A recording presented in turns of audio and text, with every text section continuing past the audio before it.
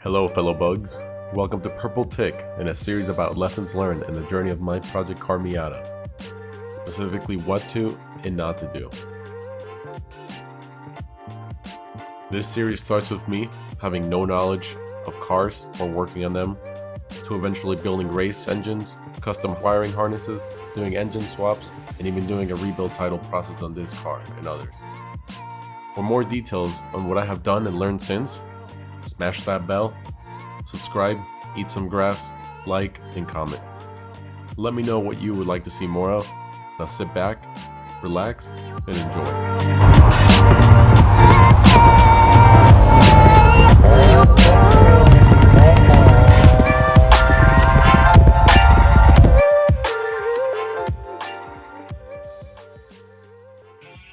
Here's another view of kind of what I was referring to, that I went ahead and I cut the wires right here of the headlights and all the stuff, and I had to weld or solder new ones on directly.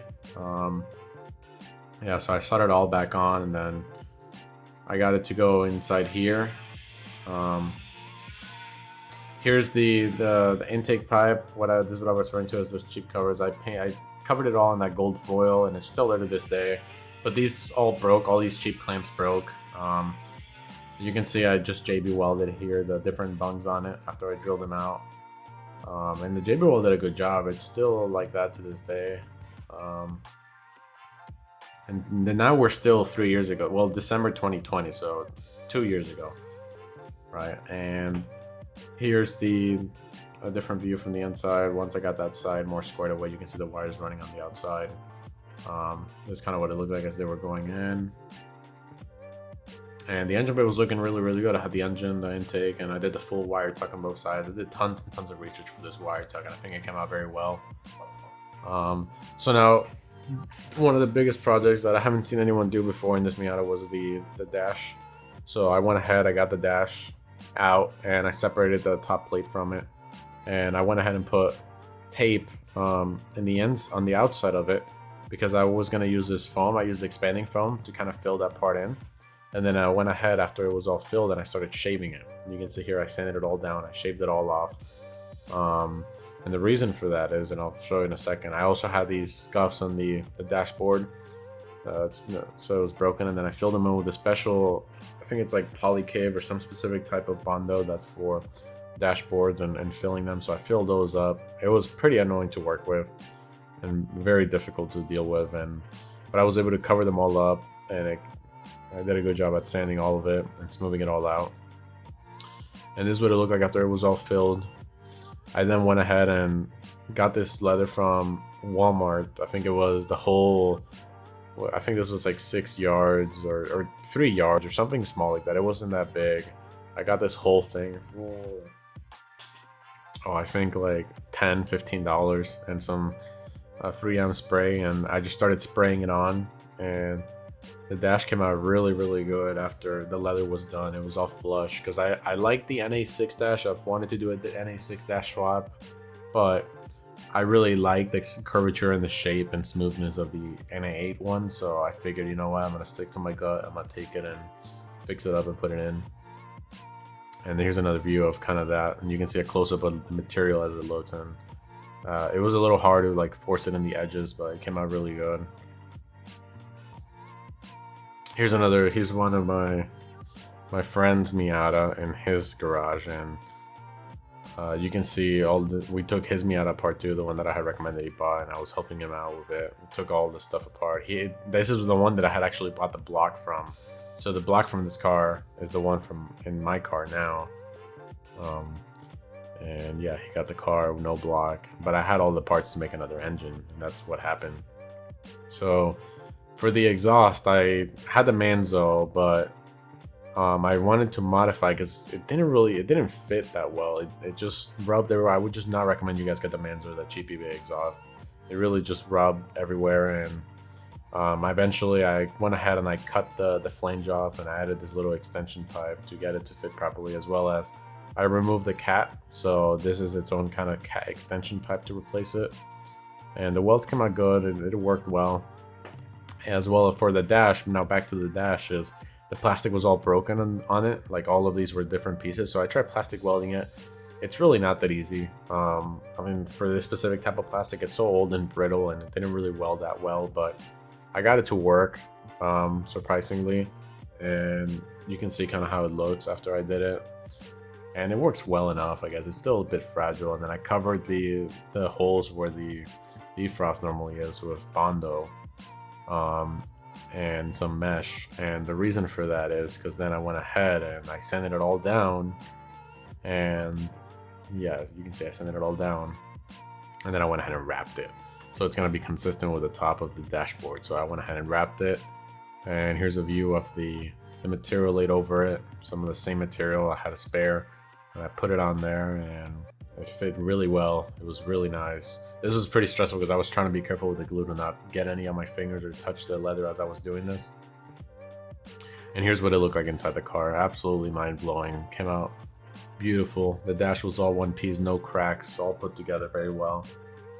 This was me putting it on the dash, cutting some of the extra foam that was in the inside that wasn't letting me sit it in properly. And then I was able to take that whole dashboard, lay it on the sofa, put the inner frame structure, and then lay it inside the car.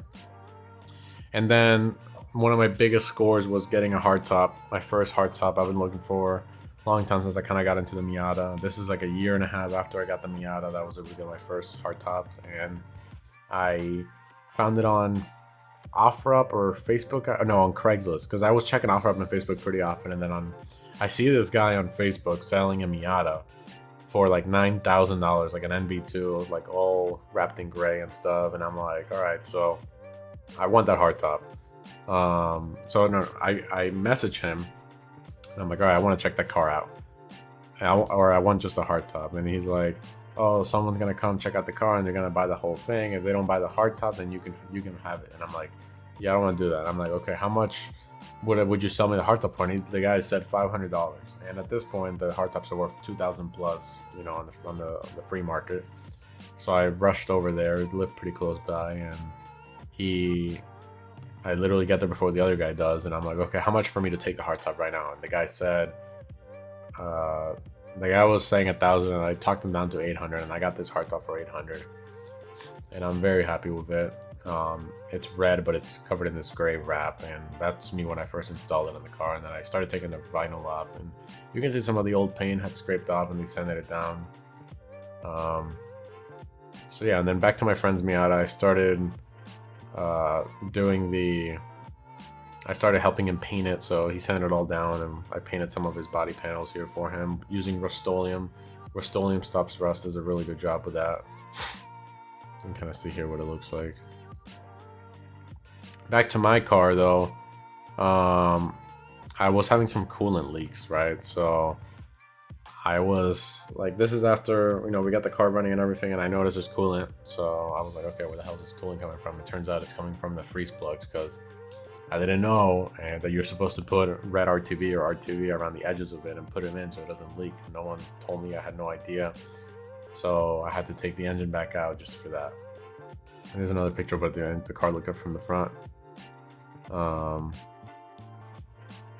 So here's the top, the red top after I got all the vinyl. I have to prep it for paint. And then here I went ahead and I took the engine back out just for the fucking freeze plugs.